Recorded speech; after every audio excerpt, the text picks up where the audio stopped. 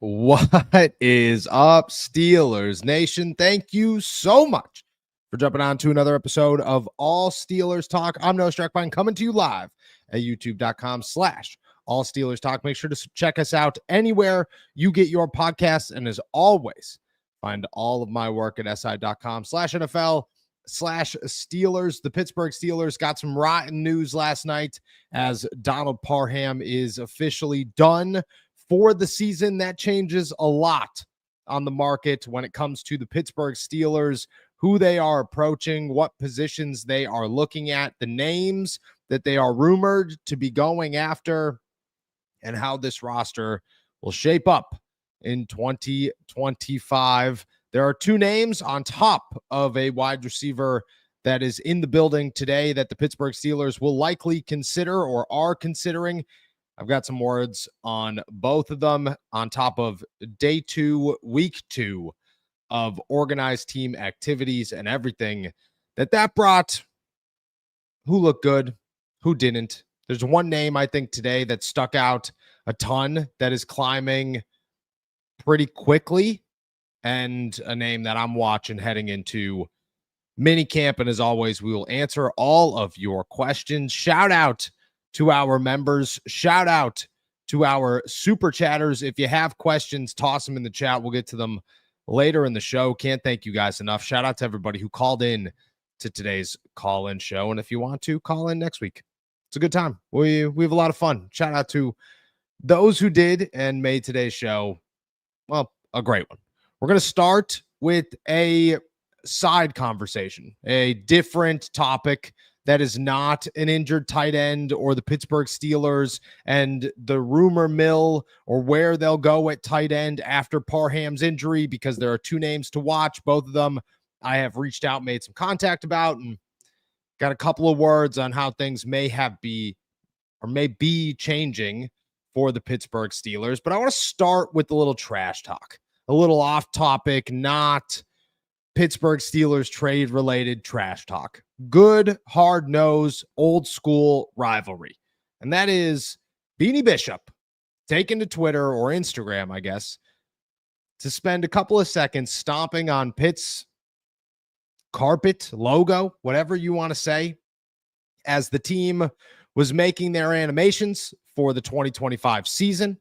They have everybody dressed, ready to go in their uniforms. They're getting all hyped up. They're doing the Sunday night and the Thursday night football stuff of the scoreboards, of get rowdy, so on and so forth. Beanie Bishop's involved. They bring him over to the pit side of the facility. He posts a little story about him wiping his feet on the logo of the Pitt Panthers. Pitt fans lose their absolute minds. Pitt players running their mouth at practice to Beanie Bishop all day long. And, well, obviously, Beanie had something to say about it afterwards. Do you expect to hear from as many people as I'm sure you did, or for it to kind of get its viral as it's gone? I'm not really seeing too many things. I got a baking podcast, Beanie's Bakery on YouTube. So that's what I'm kind of, more worried about as far as the internet goes and things like that. You hear the Pitt players outside there? They always talk, especially like after they beat us last year. They had a lot to say, and things got quiet as the season went on. But that was pretty much it. I kind of looked at it as a Beanie Bishop fan club. They said that you heard the team like say hey, there's something here because you guys share facilities, or was it just kind of no one said anything, it just popped up on social media? Yeah, a little bit because obviously we went over there and did the media stuff, and we kind of share the same facility. So yeah, it's sort of. What do you like about being in a rivalry like that? You don't like those guys. I mean, it's pretty that's self-explanatory. Obviously, if you go and ask them, they probably hate me. And do I care? No, not really. That's just part of it. Like, if you go ask any fan in Baltimore, what do they think about the Steelers? They hate us. So it is what it is. It's just part of the rivalry. I'm only concerned about the fans, the Pittsburgh Steelers fans, or the West Virginia fans, in that instance. The Beanie Bishop fan club got me real good, but I'll be honest, I'm on the side of Beanie Bishop in this one. And there's not even a conversation to be had. Beanie Bishop is a dude who is in the NFL talking a little bit of smack in a rivalry that, I mean, this is what rivalries are. This is what they do. Look back, and if anybody is supposed to be upset in this situation, if anybody feels as if they just got gypped by a player, it should not be Pitt fans. And it should not be the University of Pittsburgh. They should be looking at it saying, Beanie just gave us extra motivation months before this game. And we are going to use that, and we are going to ride with it right into the backyard brawl where hopefully we walk away winners. Great. West Virginia's got to be sitting there going, dude, stop. It's early. What are we doing? It's like trash talking in the NFL when Lindale White stomped on the terrible towel in the middle of the season. Everybody was looking at it going, dude, do you know what you just did? Do you understand the consequences that are coming with your actions? That's what Beanie Bishop just did for West Virginia. He gave them an upper hand. I don't view it as a bad thing. And I'll say this for anybody who says disrespectful, obviously the team had to talk to him a little bit. Beanie shouldn't have did that. He's on their property, so on and so forth. Dude, the Pittsburgh Steelers, and it is their own fault completely, but Pitt is such a nuisance to an NFL organization to the point where the Steelers are there. It is at this point only a benefit to the University of Pittsburgh. They should just take it as a little bit of okay, we got to bite the bullet. Can't have our cake and eat it too. Beggars can't be choosers. The University of Pittsburgh wants the outlook, the reach, the glamour of the Steelers being next door. All it does for the Steelers is force players like Beanie Bishop, who played for West Virginia, to have to go stand in the Pitt locker room because the Steelers don't have enough space because they split a building with the University of Pittsburgh. And if that's not the case, if the Steelers and Pitt have their own facilities, we're not even having this conversation. We're not even talking about it. So I'm on the side of Beanie all day, every day. I love the trash talk. I love how early it is. I would have taken a shot too. I would have stood there and said, this is a great photo op opportunity. This is a fantastic video, and it's going to be hilarious. Obviously, Beanie, just like everybody else, does not sit around wishing the worst on any specific player, but the team as a whole, yeah, he went to West Virginia. He's next door to the University of Pittsburgh. He wins this one 10 times out of 10. Shout out to Beanie Bishop.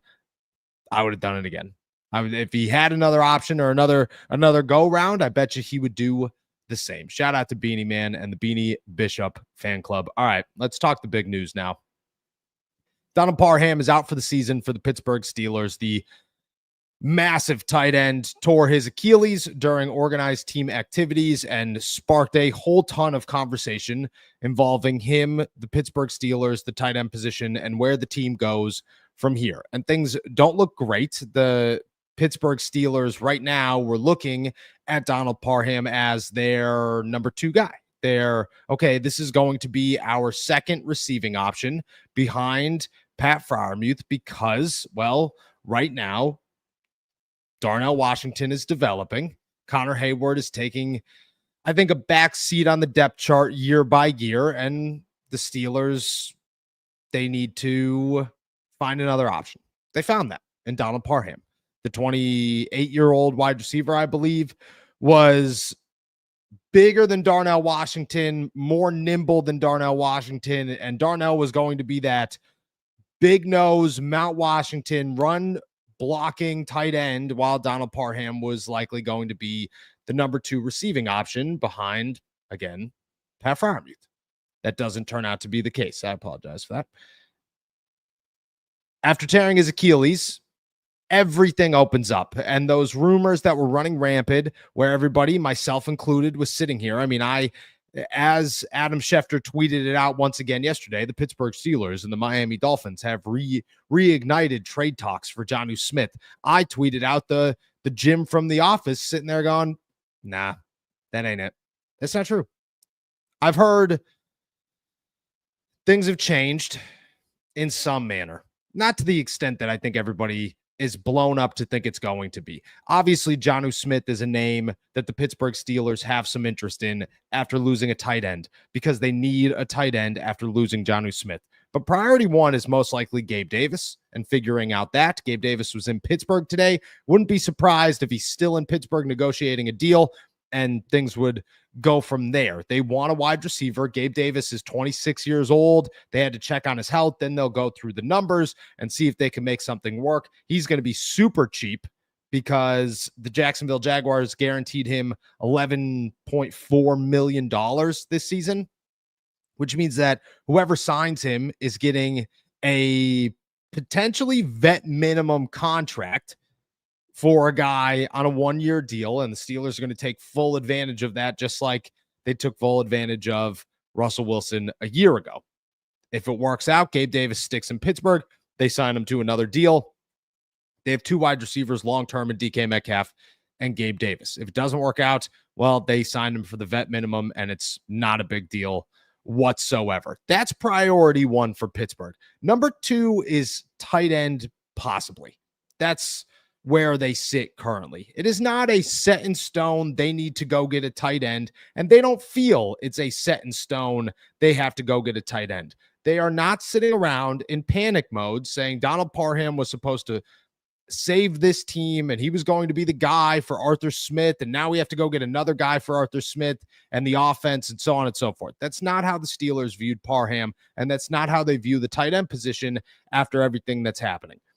They're looking at it simply as Jonnu Smith is a dude who's coming off his best season in the NFL, who has a lot of familiarity with Arthur Smith, who makes sense in the Steelers offense as a player. He doesn't necessarily make sense in the Steelers roster as a number, as a guy who needs a new contract, who is going to look for a pay raise, who the Steelers, if they are going to add a tight end, would have to sign him for most likely 2 years, maybe 3 years, to a bigger contract, roughly around the $10 million mark, after they just paid Pat Freiermuth $48 million over 4 years. Pat's going to make over $12 million this season. Jonnu Smith might make 10. And at that point, the Steelers are sitting around, 100% with $23 million in cap space going towards the tight end position. At that point, Pat's got to be a 1,000-yard receiver. Jonnu Smith's got to be close. The Steelers offense hasn't operated in that fashion in quite some time. They have underutilized Pat Freiermuth this entire time. So they're going to view it that way. And that's the gist of everything that I've gotten so far, is that the Pittsburgh Steelers, while confident in Pat Freiermuth and everybody else, are doing their due diligence to see what Jonnu Smith would cost, what a contract would cost.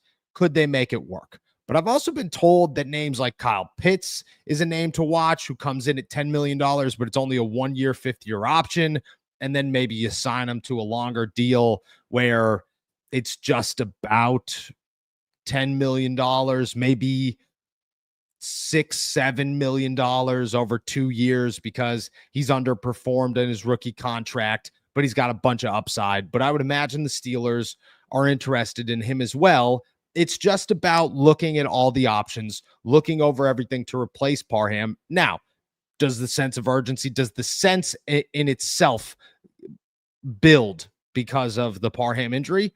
It didn't make any sense before the Parham injury. There was no need to have 5 tight ends and to say that's the savior to the offense. And to be honest, if the options are add a tight end over add a Gabe Davis, I'm still pro Gabe Davis. Go get a wide receiver, a real wide receiver, not just a Trey Palmer or whoever. Go get a real wide receiver that you could take a chance on. Gabe Davis is that name right now. And then you work on the tight end. But that has to be the chronological order of how the Steelers go about things. Otherwise, you are simply sitting around hoping that your wide receiver core isn't as bad as last year. And if it is, well, at least you have Jonnu Smith to help save the day. That doesn't make sense. It doesn't make any sense. I could see the Steelers adding 2 guys. I don't know how they create the cap space. They're moving contracts around left and right. And to be honest, I think at some point they grow so impatient about Aaron Rodgers that they signed TJ Watt just to create cap space, because right now the Steelers cap situation is about $20 million. $10 million of that is going to go towards Aaron Rodgers. $10 million of that is going to be left on the table for in-season transactions to replace guys or injuries or trades or whatever. And then they are completely out of cap space. If you extend TJ Watt, you could clear up roughly $17 to $20 million in available cap space right now. I wouldn't be surprised if the Steelers get to a point where they want to make these moves. They're heading into training camp. Aaron Rodgers still isn't here. And they go, all right, sounds good. We're extending TJ. We'll deal with Aaron when he gets here. We'll deal with that later. But right now, TJ's got to be the guy because we need the cap space in other areas. I could see it making sense. I definitely could see it making sense. But again, if you extend Jonnu, you have to trade for him, which is what, a 4th-round pick for Jonnu Smith on top of $10 million. Kyle Pitts is probably the same thing. Younger option, I guess. Probably not as good of a football player as Jonnu Smith right now in their careers. It just doesn't, there's nothing super enticing to me about the tight end position and the options available for Pittsburgh. That's just how I feel. If you go get Gabe Davis and you have some leftover money and you're just saying, screw it, we really are going after this run that Ian Rappaport has talked about, okay, then maybe, just maybe. But right now, today, until Gabe Davis is under contract, I don't see how you move on to the tight end position. I just don't. And what you're going to give up for him, I just don't think makes the most sense in the world. Again, my chronological order is simple. Pittsburgh Steelers go after Gabe Davis or some wide receiver, but Gabe Davis just makes too much sense to me. He's in-house. If he's healthy and you could clear him as healthy, sign him, and then you could go after a tight end and see if it works. I don't know if Jonnu Smith does. I feel there are smaller options. To be honest with you, I feel if you went after a Gabe Davis and then worked with the tight end crew that you have, it's okay as long as Darnell Washington takes a step forward. I think at some point you could probably go out and get a different tight end. Right now is a weird spot. The NFL is in that weird place where rosters are pretty set. Older guys are pretty good. If you're not signed to a team, you're either dealing with an injury, you're bottom of the barrel, or you're a veteran who's just taking his time. There will be more talent. There will be more options come the 2nd, 3rd week of training camp. That's when things start to heat up. And I understand then you're jumping on a moving train, but for the right guy, maybe that's enough time and enough risk to say it works out in the Steelers' favor. I don't know if I'm jumping the gun on Jonnu Smith. Do I think it's more realistic? Yeah, I was told it's more realistic than 24, 48 hours ago when I was told, I doubt it. I don't think that's the truth. Where we sit today, there's reason to believe it. I don't know that I'm on board with it. I don't know if I would predict that Jonnu Smith is going to end up in Pittsburgh, but I do think for sure that now that Parham's gone, the Steelers have a real need that they actually will look into to assess the situation, and then they'll go from there. All right. I want everybody's questions about Jonnu Smith, Kyle Pitts, everybody else that the Pittsburgh Steelers could be going after here as we dive into day 3 of organized team activities. But first, I got a quick word from our boys over at Factor. Summer is here. More sun, more light, more time to do all the things that make summer so special. And the number one thing you don't want to be doing all summer, spending hours cooking inside. That's where Factor comes in. Factor's chef-crafted, dietitian-approved meals are ready in just 2 minutes, taking the hassle out of eating well. Factor meals arrive fresh and ready to eat, perfect for any active lifestyle over summer and beyond. With 45 weekly menu options, you can pick gourmet meals that fit your summer gains and goals. Choose from options like Calorie Smart, Protein Plus, Keto, and more. Factor powers your day sun up to sundown. With nutritious breakfasts, on-the-go lunches, premium dinners, and guilt-free snacks and desserts, Factor has your whole day covered. Enjoy more this summer. Get Factor if you want all the flavor and none of the fuss. I'm a big snack guy right now.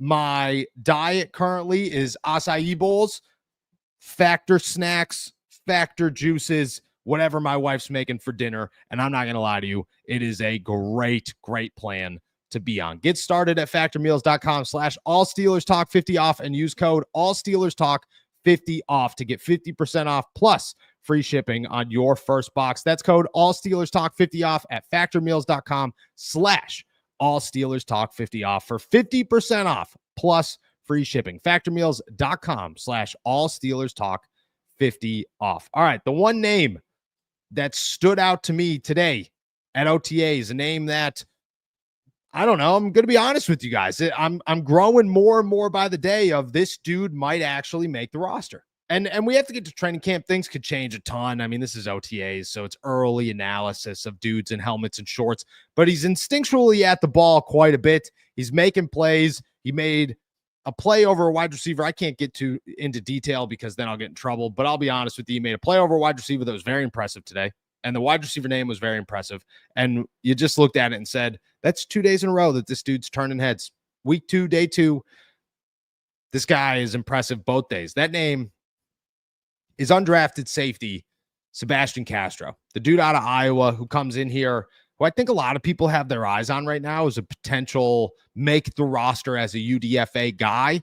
And it makes a ton of sense. I mean, this dude looks like a guy who knows where the ball is going to be. Now, I'll be honest. He's got to work on his hands. There have been a couple of times with some dropped interceptions where you're going, nah, if you came up with that pick, it looks way better than a drop there. Way better than a drop. But he's all over the ball. He's constantly where he needs to be. He stays with guys in coverage. I want to see him tackle dudes. I want to see him pursue a runner. I want to see him cover guys when things get physical. And can he match up with Bobby Woods or I don't know. You look at DK Metcalf, but if he gets locked up with DK, that could be trouble. That could be big trouble. But I want to see Sebastian Castro with other guys. The Pittsburgh Steelers just added Quindale Johnson from the San Francisco 49ers, Chicago Bears, played a little bit with the Rams. He's got 9 games of experience, 3 tackles, I think an interception throughout his career. I don't think he's anything more than a filler piece for the Pittsburgh Steelers, a name that was floating out there that they felt good enough to add, while at the same time understanding that they have a group right now that is competing. And I think Sebastian Castro is the top of that list. I do. The Steelers typically bring 4 to 5 safeties into the regular season. It depends on other things. The cornerback position is going to play a big one. Are you keeping Deontay Kent? Are you keeping Brandon Eccles, James Pierre, Corey Trice, Darius Slay, and Joey Porter Jr.? Is that your entire outside room? If you add Kent as well with Beanie Bishop, you're looking at Slay, Porter, Trice, Pierre, Eccles, 7 corners. 5 safeties may not make the cut. But if 5 safeties do make the cut, if Sebastian Castro could prove that he could play on the inside at slot corner as well and be that guy for the Pittsburgh Steelers, to me, he's got an opportunity. It's early, but he is certainly making noise and making some plays. Like, again, this dude, it's hard to judge in shorts and helmets, but you could see who's around the ball. You could see how quick guys are. You could see the instincts of guys. Gunnar Olszewski was a name that's just stole the show at OTAs and then disappeared at training camp. But it showed you just how well he understands and how great he moves. When things got physical, he was nowhere to be found. And maybe that happens with Sebastian Castro. But right now, when there is no physicality to the game, Sebastian is the guy that's all over the place. And I think that that's something to begin to watch. Do I guarantee anything? No. But do I look at Sebastian Castro as my winner of day 2, week 2 of Steelers OTAs? For sure. And where we sit here today, I don't think Johnson makes any dent in his possibility of making the 53-man roster. And I think a lot of it's going to come down to, can he beat out Dante Kent? Can he beat out a James Pierre as the final defensive back for the Pittsburgh Steelers when they get through minicamp and training camp and into the preseason? Not going to be easy. Ask guys like Kenny Robinson, who looked like a stud for almost all of training camp, wasn't a stud the last week, and then didn't make the team. That's how easy it is. The safety position is one of the most difficult positions to make the roster at. You have to be flawless the entire time because they have their starters, they have their backup, they have their special teamer. They just need another guy if he's good enough. Sebastian Castro could be that guy. I truly believe Sebastian Castro could be that guy. I'm intrigued with what I've seen so far. Again, do I think it's a guarantee? Nothing in this league's a guarantee. And at the safety position, it's so difficult to make the roster as that guy compared to most other positions. We'll see what happens. But day 2, week 2, really the winner of week 2 so far, back-to-back real quality days, is Sebastian Castro. I would give it to Sebastian Castro. All right. With that said, that's everything on my agenda. I want to start answering questions, so toss them in the chat. I'm going to get to as many of them as I possibly can. We'll be right back. Pittsburgh, this one's for you. From the voices behind all Steelers talk comes black and gold apparel, your go-to for bold, fan-driven merch that reps the city, the Steelers, and everything in between. Whether you bleed black and gold or just love that Pittsburgh grit, we've got something for you. It's more than a podcast. It's a community. And thanks to your support, we're proud to bring the passion from our mics to your closets. Gear up, stand out, and show the world what real fans look like. Shop now at blackandgoldapparel.myshopify.com. Alrighty. Shout out to our members. Shout out to our super chatters. If you want to become a member, you could do so by clicking the link in the description below. With that said, let's dive into them. We're going to start here with Steeler Lee. Are you a Madden player? And if so, thoughts on the trailer? So I am a big Madden guy. My video game window or spectrum is pretty large and slim at the same time. I'm a big Madden guy. Love me some 2K. I'll play the show every now and then. Real into all of them. Then it jumps like very far over to like Zelda and Mario Sunshine and that kind of stuff. And then in between, when the buddies call and you know what I mean, you need a late night run on something, it's Call of Duty. It's something along those lines where you're just getting in there and you're running squad. I haven't seen the trailer yet, but I will be honest. Saquon's such a good dude. Like Saquon is a guy that I'm not going to say me and Saquon are close, but I've got to interact and be around Saquon enough that I am such a big fan of him as a person that I'm all about it. The trailer itself, I haven't seen it. I will say this, the Madden cover itself, not a big fan of. I can't tell it's Saquon. Like, you understand what's going on, but every other one, you see the face clear as day. You know who that player is. Saquon's got the head down.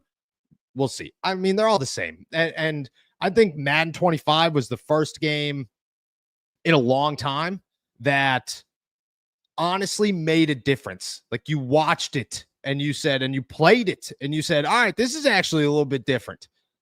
26, don't get crazy. Whenever they do something wild, it doesn't work out. Just make it a tiny bit more realistic every year. That's all I'm asking for.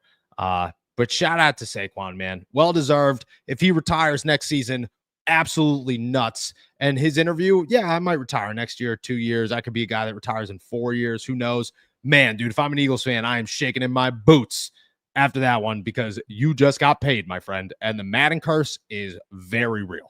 Very real.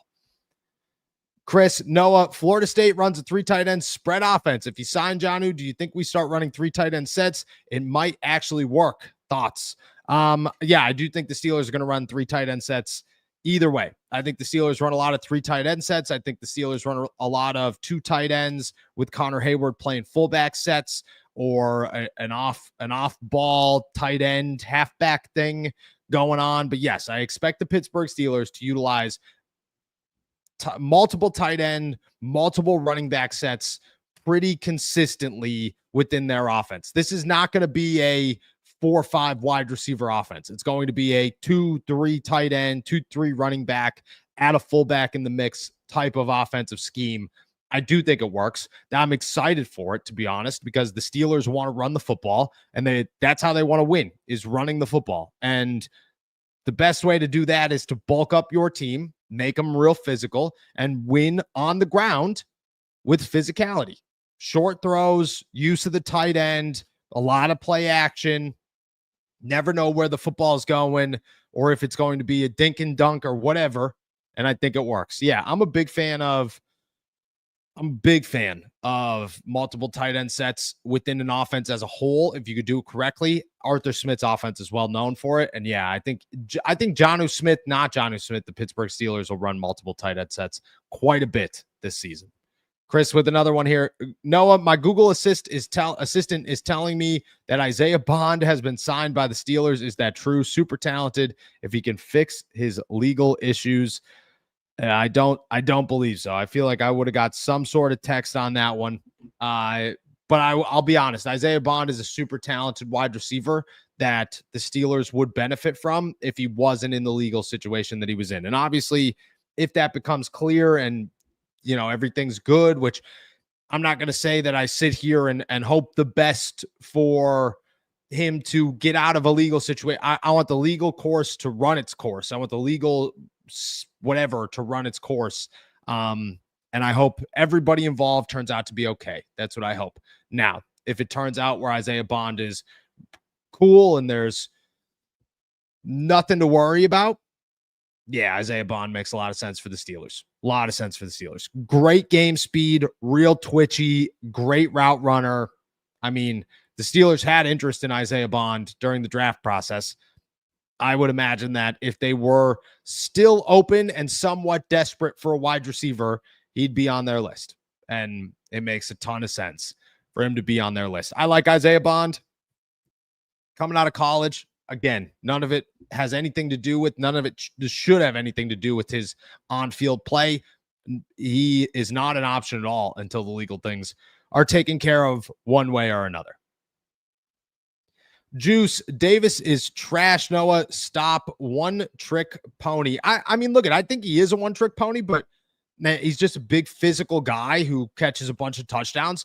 But the Steelers don't have other options. Like that's kind of where we're at, is if the Steelers are looking to sign a wide receiver right now, it's hard to name another wide receiver that's realistic. Everybody could toss out there, go get Terry McLaurin, go get Chris Olave. Realistic options.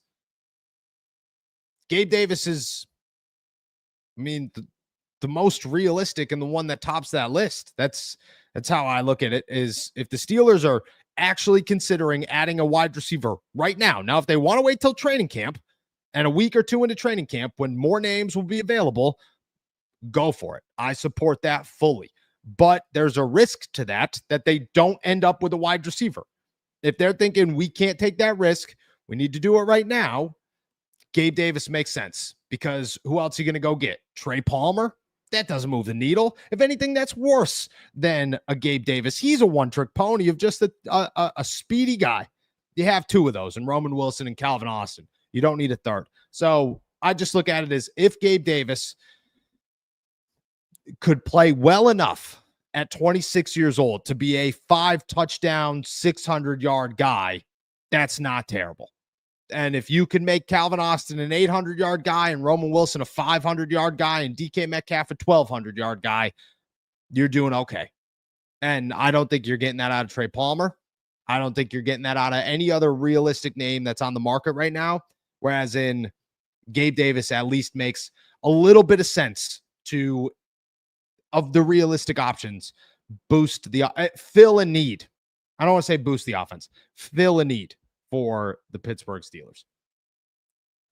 Justin, is the developing code for not good enough? Because I don't see how you get better on the bench. I don't know. Oh, if this is about Will Howard, maybe Darnell Washington, toss a name out there, Justin. And I want to know who we're talking about here.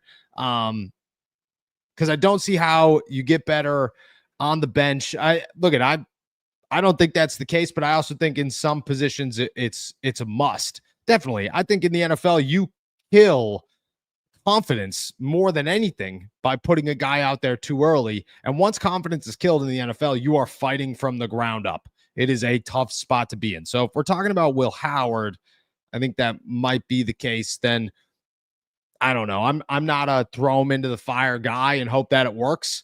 I'm a develop him till he's good and then hope it works. And don't overdevelop him. Don't develop him for 5 years, but you got to give him some time and you got to be realistic. You also have to be realistic about the current outlook of your football team compared to the later outlook of your football team.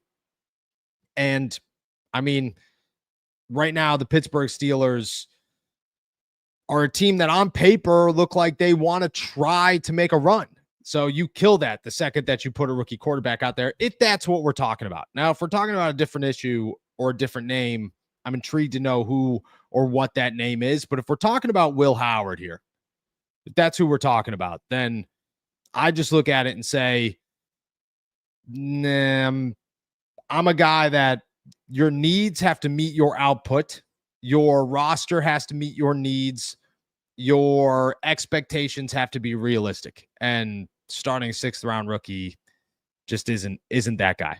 Isn't the right move in my eyes. And again, toss it out there if it's somebody else because I may have missed it. Shout out to Macaroni Salad gifting a 1 All Steelers Talk membership. Shout out. Appreciate you guys. If you grab it, make sure to call into the AST call-in show every Wednesday. We just dropped one today. Super excited for it. Next week in minicamp, I think we're going to have a lot to talk about. So, and I'm not going to say more on that one. We'll see when it comes. We'll see when it comes. Cody Silva here. Can we squat up on Warzone or Resurgence? I'm a big Resurgence guy. Yeah, for sure. For sure. We'll get something going. I gotta crack back in. I'm going to be honest. I haven't played video games in over a month because my life has been so hectic. Last night I tried to play video games. I sat down. I literally told my wife, we were eating dinner. I was looked at her. We were sitting right on the back porch. I said, yo, what are you doing tonight? She goes, I don't know. I got some stuff to. My brother gets married this weekend. So she said, I got some stuff to do for the wedding. I said, all right, cool. I think I'm going to play some video games. And sat down, turned it on. I was pumped. Look at my phone. Donald Parham tears his Achilles. Fantastic. And then my night was over. But yeah, the answer is definitely yes. I don't even know my gamer tag, to be honest with you. I used to know it. Now it's more of a, I made an account on a PC and on my PlayStation, and I just kind of let it rock.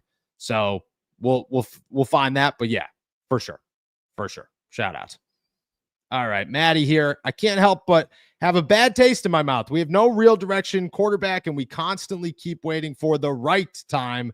But is waiting actually hurting us more? Shouldn't we have planned better? The Steelers certainly should have planned better. That is no question about it. The Pittsburgh Steelers needed to have a better plan at quarterback for years now, but that plan goes into Ben Roethlisberger's time with the Pittsburgh Steelers. It shouldn't be a plan. The plans now make sense. The Steelers are trying to find a gap quarterback until they can find their next future quarterback.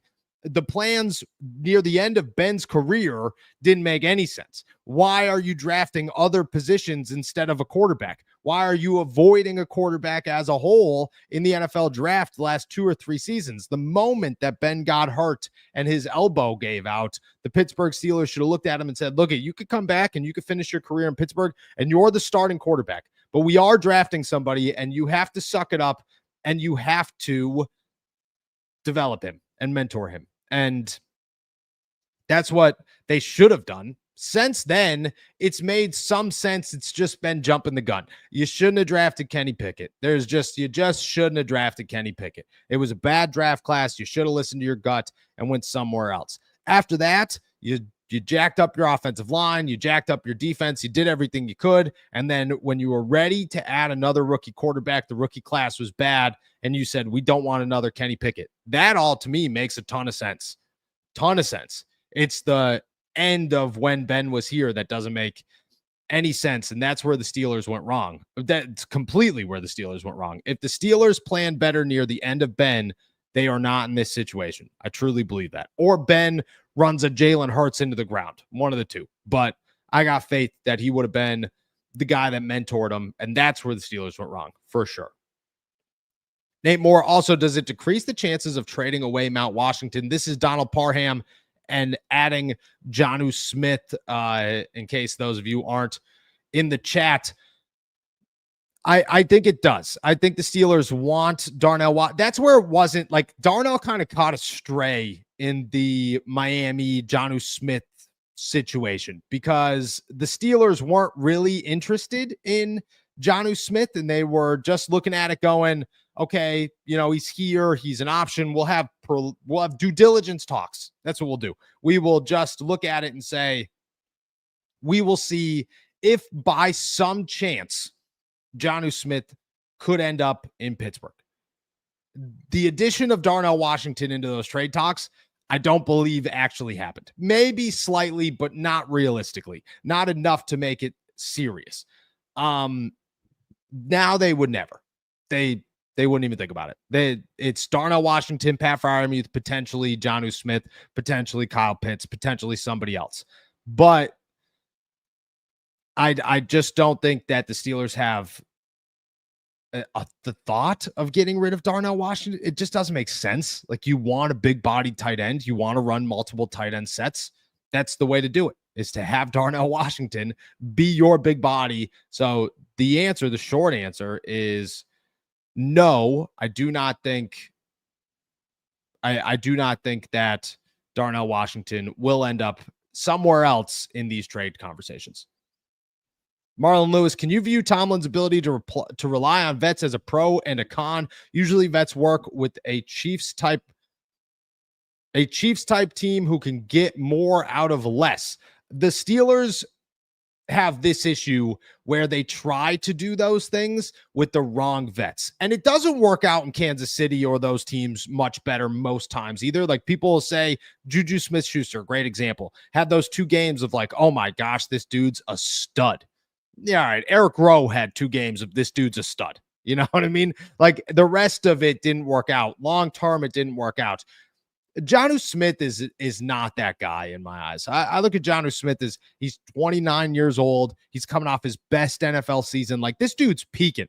Tight ends typically peak around 30 years old. It's a weird cycle for tight ends where they just get better and better and better.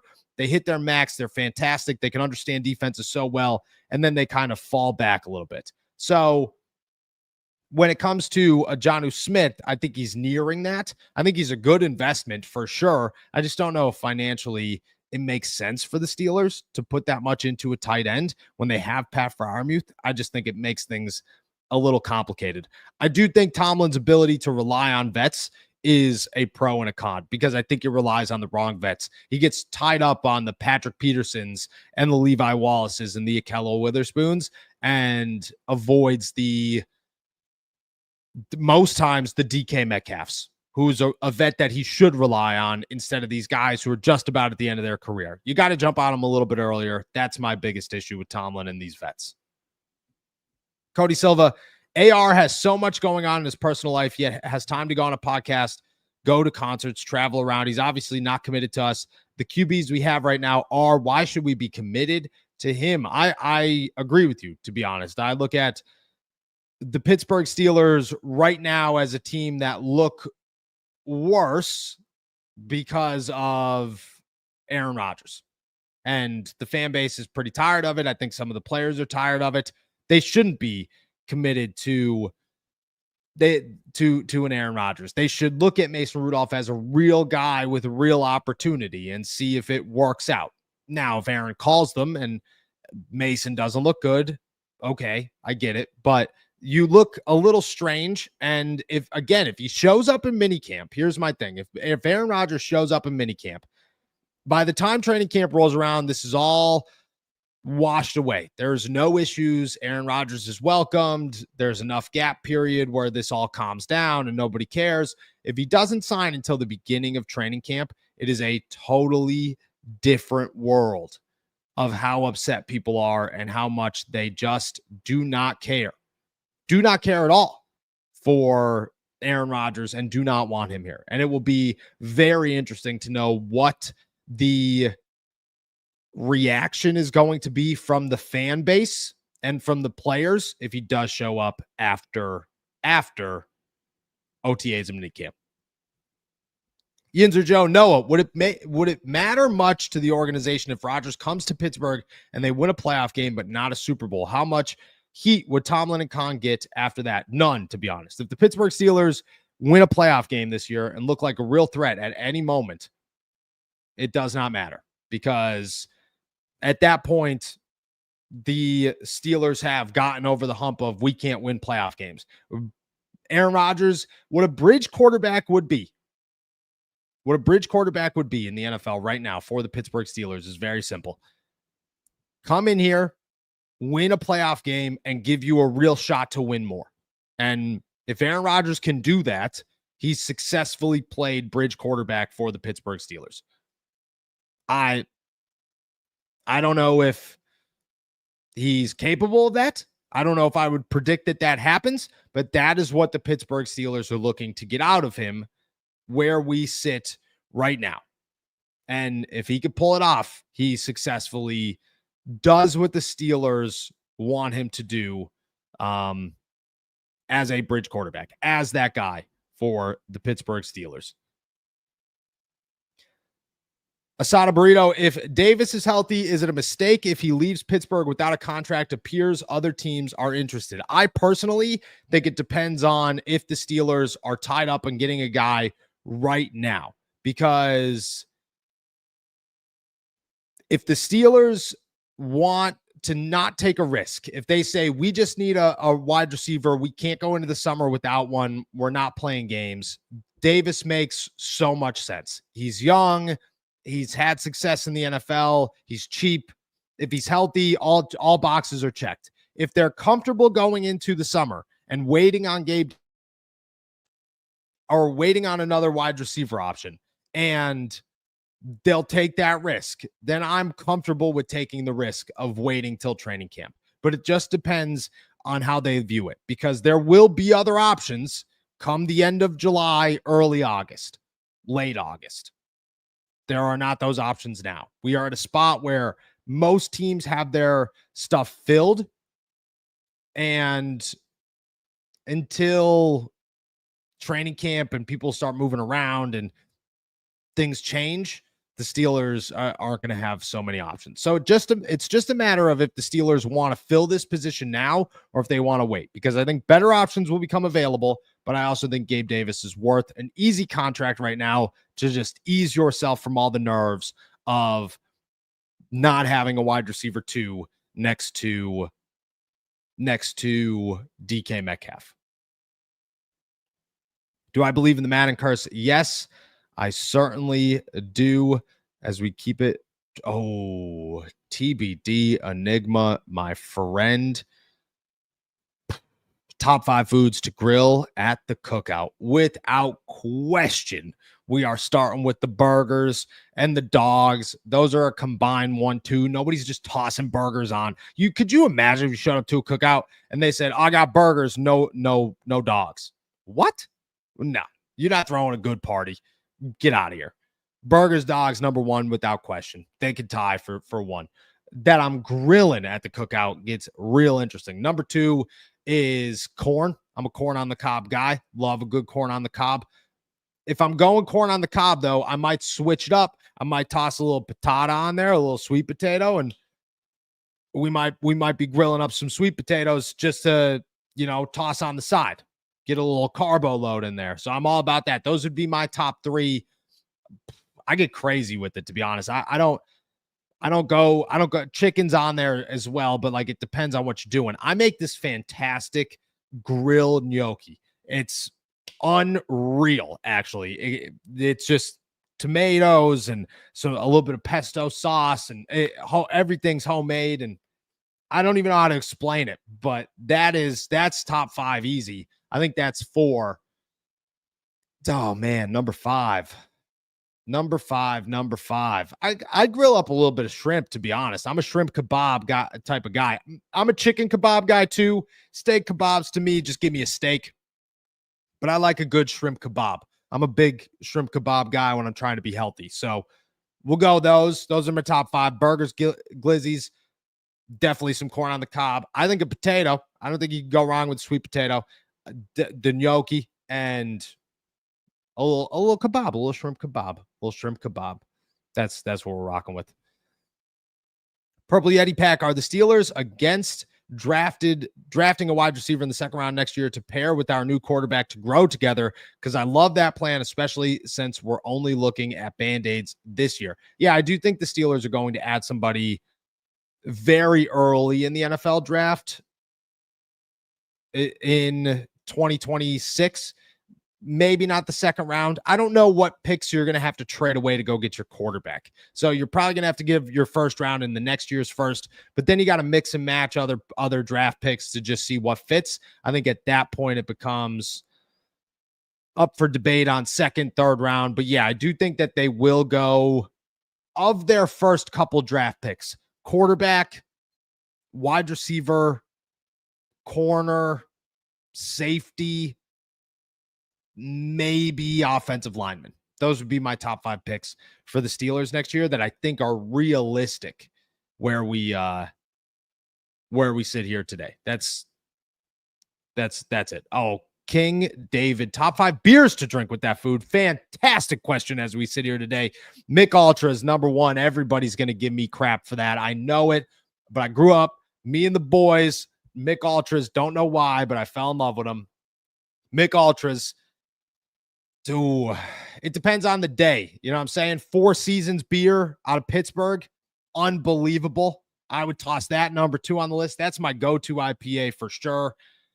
I mean, you could go with the classic Miller Lite because that's on everything. Again, I'm from Scranton, Pennsylvania, Susquehanna Brewing Company. If I would take any of them, but if you're at a grill, the Summer Shandy, can't beat it. That's 4. Who would be a number 5? A classic Corona is up there. For sure, a classic Corona is up there. I like a hazy IPA as well. The Voodoo Juice, also fantastic. Graffiti Highway, also fantastic. There are so many to choose from, man. So many. Oh, Arsenal Ciders. That's my one. Another Pittsburgh one. Arsenal Cider. Maybe as Chuck alludes to here, a Light Bush. Can't go wrong with a little Bush. Can't go wrong with a little Light Bush for sure. For sure. All right. Great questions here. A couple more as we keep it trucking. Raymond Noah, please give me your sincere outlook on Mason Rudolph if we ride with them. Great question. I look at Mason Rudolph as a guy who, if the offense is built to win without Mason Rudolph, all you have to do is hope he doesn't lose you games, which is possible. The Pittsburgh Steelers could look at Mason Rudolph, say, great, he's capable of not turning the football over. He's capable of getting the football downfield when needed. He can make the big throw every once in a while, but really we just need him to get first downs. That's what we need. I think that's possible. I think Mason Rudolph's very capable of doing those things. And if you run the football well, if your offense is designed to open up the pass game through the run game, I'm all about it. I think it looks great on paper. I think it could work well on the field. I think if Mason Rudolph runs an offense that is built for him to just not lose and succeed without him just not losing. In the past, the Steelers offense was built to just not lose as a whole. No, the Steelers need to be able to score 30 points a game on the ground and with their tight ends and with DK Metcalf catching a couple of crazy balls and Roman Wilson and Calvin Austin getting open short. That's what the Steelers need to do. And if they could do that and Mason Rudolph just has to be plugged in and play, I give him a shot to actually win enough football games this season to make it look good. I don't know what that number is, but I think that he is capable of doing that. If you look at this and say Mason Rudolph needs to score 30 points a game on his own, like Kenny Pickett needed to a couple of years ago, like Russell Wilson was supposed to do last year, zero chance, completely zero chance that I think that has success for the Pittsburgh Steelers now or long-term. Macaroni salad. Noah, what were the soups this week at the Steelers cafeteria? You got it. I don't know who mentioned them. I'll bust whoever it was tomorrow. I'd bet it's Caboli. I don't know what they were. I've been trying to eat healthy. Brothers get married on Saturday, which means I'm going to drink a lot of beer, which means I'm going to eat crappy food because that's the thing. Like, you go to a wedding, nobody cares about the wedding food. You know, it's the least important thing at a wedding is the food that they serve you. You want to know what I want? I want the 75 different cookies at the table. I want the cake. I want the after meal when you go to the after party and they got little picky hot dogs and burgers and stuff. That's what I'm looking for. So I'll be eating crap. And then Sunday morning when you're just trying to stay alive. That's what's going in my stomach. So I've been keeping it light at the facility. Fruit and yogurt. That's what we're going with all week. So that was my soup. But I'm going to guess it was Kaboli. Shout out Kaboli, man. Nate Moore, one more time. Noah, are you a DeWalt or a Milwaukee guy? Choose wisely. I'm a DeWalt guy by default because my dad bought me a tool set when I got my first apartment, and he bought it for me, and it was DeWalt. So by default, that's where we're at. But to be honest with you, nothing's ever broke. Things break. Things in the house break all the freaking time. I own a house. It's like every day something breaks. But the tools haven't broken, and until they do, I'm never changing them. Never, ever, ever changing them. Yinzer Joe, Noah, I truly believe the Steelers are trying to save money and Band-Aid positions to afford Rodgers. Davis has had visits elsewhere, but hasn't signed. What if they sign him and he goes down? If they sign him and he goes down, that's a huge loss. But they won't sign him if that's the case. They're not going to take a chance on Gabe Davis and say, oh, he's not healthy, but we'll be okay. We'll take a shot. No, he's coming in here to get everything checked and to make sure he's 100% ready to go. And if that's the case, he will sign with the Steelers. If both sides could come to an agreement. I don't know the contractual sides of what Gabe Davis is looking for or if the Steelers are willing to negotiate almost at all. But I do think that they are band-aiding positions. I do think they have to keep $10 million open for Aaron Rodgers whenever that decision comes, and it does make things tight. Again, you sign TJ Watt, you have more money. So while Aaron Rodgers is a holdup, TJ Watt's the bigger one, for sure. For sure. All right. Justin Gordon, could you even afford a big splashy move like Terry McLaurin or A.J. Brown to pair with DK Metcalf? If the plan is to get a first-round quarterback in 26, if Calvin Austin III develops, he's going to get 25+ million anyways, right? I don't think he's getting 25+ million. Calvin Austin could have one crazy year, and I still think with his size and the lack of success throughout his career to this point, he's a 12 to $20 million receiver in 2026. That's where I view him. And I don't know if he's going to get any more than that. I don't think he gets 20, to be very honest with you. He'd have to have one crazy year and somehow find himself at the top of the wide receiver market to get a $25+ million deal. That's what he'd have. It would have to be one. He'd have to look so much better than DK Metcalf, like so much. So I think that one is tough. I do think he's going to be worth some money. The Steelers are most likely going to negotiate with Calvin Austin this offseason. They're going to look to get that done sooner rather than later because of the situation that you just presented. Right now, you could sign Calvin Austin for $10 million a year for the next 2 years, sign him to a low-end deal, $20 million, $10 million of it guaranteed, essentially a glamorous 1-year deal, and look really good. You know, get it done, get him locked in. You don't have to do much more than that. I don't know if they'd wait it out. I think it's a risk if they do. $25 million, I don't think happens. That being said, the Steelers cannot afford Terry McLaurin. They can't afford A.J. Brown. They are out of money. They've done their things. They could create more money with TJ Watt, but it's only going to be $20 million. You're going to need 40 for a Terry McLaurin or an AJ Brown. I just don't think it's going to work. So right now, no, I don't think that they could pull off either of those. They are going to get a first-round quarterback in 2026, and I'd imagine that they add another wide receiver next year as well, but they're going to hope for the best in Roman Wilson and Calvin Austin and hope that they could just add maybe a wide receiver 3 next year to their arsenal, but they'll go through the draft. This year, they're looking just like Rodgers. They're just looking for a Band-Aid at wide receiver. It's not the best idea, but when you get rid of George Pickens, it opens up a can of worms. and they're just trying to fill it. That's where they're at now. I don't think Calvin goes for 25 plus. I think they're going to try to get him done now to pay him 10-ish, maybe 12 over the next 2 years. All right, we'll finish it off 2 here. Yinzer Joe, Davis will sign for the vet minimum. Most likely, I have a hard time believing he'll sign for anything more, but we'll see. And then Shower Curtain has an important one here. You still having a Friday morning show, even though I'll be back for the wedding? Yes, it'll be Friday morning. Good old Jacob will be back on Friday morning as well. He returns to the city of Pittsburgh tomorrow night. Super excited for that. Super excited for him. He's doing well. I was talking to him yesterday. Texted me in a different language, and that's how you know he's enjoying himself for sure. So shout out to Jake. Hope you're doing well, brother. Excited to have him back on Friday. I know you guys are as well. We'll do that show 9 a.m. Friday morning, and then we'll go from there.